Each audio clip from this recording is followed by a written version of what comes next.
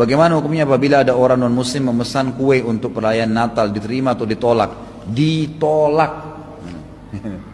Ya, jadi jangan diterima. Rezeki di tangan Allah Subhanahu wa taala, karena ini mendukung acara ritual dan orang Islam tidak boleh. Fatwa ulama, jumhur ulama dari zaman sahabat, tabi'in sampai ulama di zaman sekarang ini, ya, itu semuanya mengharamkan mendukung acara Natalan orang Nasrani. Nggak boleh. Siapin kuenya kah, ucapin selamatnya kah, apa saja.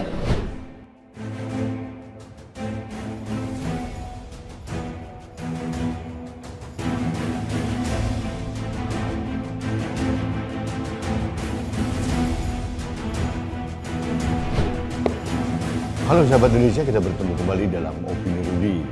Sahabat Indonesia, bulan Desember ada penyakit tahunan yang selalu terjadi dari tahun ke tahun, tidak pernah bosan dan tidak pernah mencerahkan, yaitu tentang perdebatan mengucapkan selamat Natal. Itu sering terjadi dan berulang kali bertahun-tahun terjadi. Berikutnya adalah boleh atau tidak seorang Muslim berniaga dengan orang Kristen, apalagi menerima pesanan kue-kue Natal. Nah, ini selalu terus diungkap dan diungkit oleh banyak orang yang pemikirannya sangat sempit, termasuk oleh orang yang menurut saya alirannya sangat puritan dan wahabi, yaitu Khalid Basalamah. Khalid Basalamah ini saya tidak mengerti ini. Ini bagi saya adalah destruksi bagi pemahaman agama Islam di Indonesia. Dulu dia berencana mau menghancurkan wayang.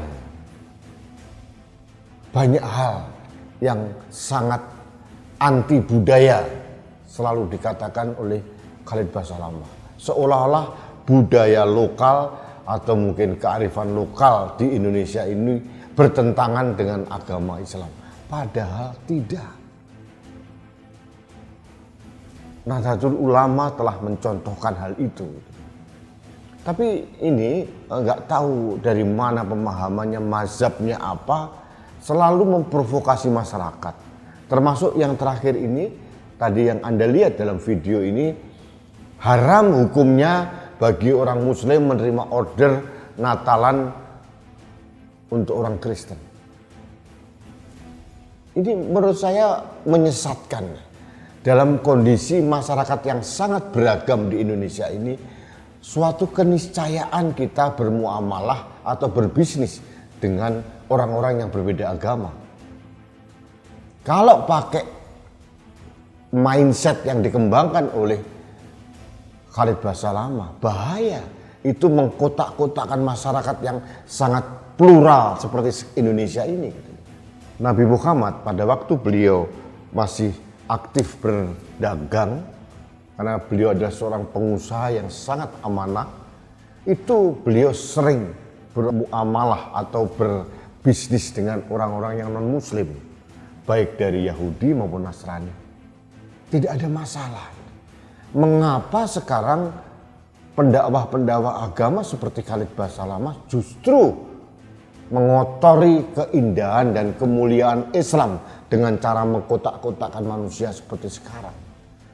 Di alam kebinekaan di Indonesia ini, mustahil kita tidak bersentuhan dalam bentuk apapun dengan masyarakat yang berbeda agama. Ini keniscayaan dalam etika sosial bermasyarakat di Indonesia. Kalau orang berdagang dengan orang non-muslim, katakanlah orang Kristen, untuk menerima order Natalan, itu kan bukan urusan dari orang yang menjual atau berdagang dengan orang itu. Kita pada saat dibeli, udah serahkan saja, mau dipakai untuk apa terserah. Itu tidak ada kaitan dengan apa yang kita jual kepada orang itu. Dan lagi, jangan terlalu picik berpikir.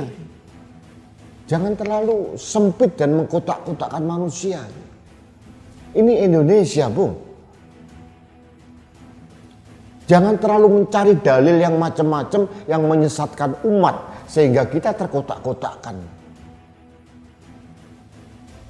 Ada lagi ustadz yang menurut saya aneh bin ajaib nih. Orang-orang seperti ini nih mungkin ustadz yang alirannya aliran yang tidak Islam yang sangat teduh gitu ya. Namanya Lutfi Basori. Aneh ini, orang ini koplak dan mohon maaf ini sangat kelihatan bodohnya. Dia mengatakan bahwa mau nggak orang Kristen mengucapkan 2 kalimat syahadat? Kalau mereka nggak mau mengucapkan 2 kalimat syahadat, mengapa kita harus mengucapkan selamat Natal? Nah, ini kan perbandingan yang tidak sebanding dan aneh bin ajaib kalau memperbandingkan ini. Sangat tidak relevan dan sangat-sangat menyesatkan perbandingan seperti ini. Kecuali ucapan selamat Natal diperbandingkan dengan selamat Idul Fitri. Nah, itu baru perbandingan yang setara. Pengucapan 2 kalimat syahadat diperbandingkan dengan ucapan Natal. Ini kan pekok ini kan. Nah, orang-orang pekok ini yang kebetulan sudah menjadi dianggap pendakwah agama, kalau sudah begini kan menyesatkan jamaahnya. Kasihan saudara-saudara saya yang tersesatkan. Jadi sahabat Indonesia, di Indonesia ini keberagaman adalah suatu keniscayaan dan takdir sejarah.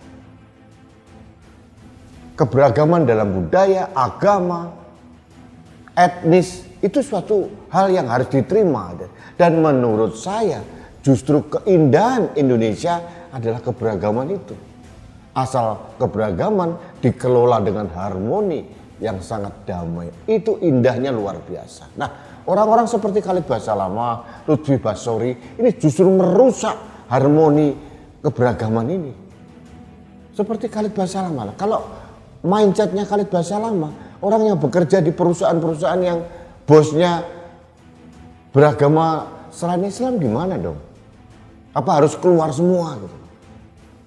Nah, apalagi sekarang ini kita sedang recovery ekonomi pasca pandemi Covid. Geliat ekonomi di bawah UMKM di tingkat keluarga harus digalakkan. Nah, dengan cara-cara mindset seperti Khalid Basalamah yang melarang orang berdagang, menerima order dari teman-teman Kristen, itu seolah-olah memampat, menutup rezeki dari umat-umat Islam itu sendiri. Dan tidak konsekuen, kecuali memberikan solusi. Dan lagi apa sih ketakutan kita berdagang dengan orang selain Islam gitu? Betapa kecilnya akidah yang kita miliki kalau kita ketakutan berdagang dengan orang non-Islam. Apakah kalau kita sudah bertransaksi usaha dengan teman-teman yang non-Muslim, lalu akidah kita terganggu, kuplak kan pemikiran seperti itu. Saya mohon maaf ini, saya agak gemas. Ini karena apa? Ini merusak keindonesiaan kita. Indonesia banyak dipuji oleh masyarakat dunia karena keberagaman ini. Dan Pancasila merupakan perekat yang menciptakan orkestrasi harmoni bagi keberagaman yang ada. Jadi kenapa harus dirusak oleh orang-orang seperti Khalid Basalamah dan Lutfi Basori dan mungkin dan kelompok-kelompok yang lain. Ajari sahabat-sahabat saya yang di masyarakat di bawah untuk bertransaksi bisnis secara amanah, jujur, memperhatikan kualitas, berdagang dengan siapapun. Itu jauh lebih menarik, jauh lebih menyehatkan, dan jauh lebih produktif buat teman-teman Islam juga. Jadi untuk apa kita mendikotomi tidak boleh berdagang dengan non-Muslim, hanya boleh berdagang dengan aneh ini. Jujur saya sedih gitu, dan ini selalu berulang dari tahun ke tahun. Pengetahuan atau literasi dari masyarakat juga tidak beranjak terus. Kenapa? Sengaja diperbodoh oleh ustadz-ustadz seperti Khalid Basalamah dan Lutfi Basori dan kawan-kawan ini. Nah, Terakhir saya hanya mohon kepada umat Islam untuk meningkatkan literasi dan pemahaman yang Indonesiawi lah. Kita harus menjadi 100% umat Islam, tapi juga harus juga menjadi 100% Indonesia. 100% Katolik, 100% Indonesia. 100% Hindu atau Buddha, 100% Indonesia. Itu harus dikembangkan. Jangan mengotak-ngotakkan. Ini keniscayaan dalam kehidupan sosial yang beragam. Nabi Muhammad pernah mencontohkan pada saat beliau di Madinah. Mungkin sahabat-sahabat yang beragama Islam mengerti, tahu tentang adanya Piagam Madinah. Itu luar biasa bagaimana tata cara kelola masyarakat dibuat oleh Nabi Muhammad, karena beliau melihat ada keberagaman ada di situ. Ada Nasrani, ada Yahudi, ada Islam, diatur dengan harmoni oleh Nabi Muhammad SAW. Nah, kenapa harus dirusak dengan orang-orang seperti Khalid Basalamah dan Lutfi Basori? Dan permohonan saya terakhir kepada Majelis Ulama Indonesia maupun kiai-kiai besar, Bu Yao memberikan pelurusan bagi orang-orang ustadz muda yang sengaja menyesatkan masyarakat, sengaja berpotensi merusak keindonesiaan kita. Tolong luruskan, berikan arahan, jangan sampai masyarakat itu tersesatkan. Itu saja yang ingin saya sampaikan. Dan bagi sahabat-sahabat saya yang beragama Kristen Protestan, Nasrani, selamat menyongsong datangnya hari Natal. Saya bersama Anda dalam sukacita dan kegembiraan. Mudah-mudahan Natal ini membawa keindahan, kedamaian, kegembiraan, rezeki bagi kita semua. Terima kasih. Kita bertemu kembali dalam Opini Rudi selanjutnya. Salam satu Indonesia, salam Pancasila. Saya Rudi SK.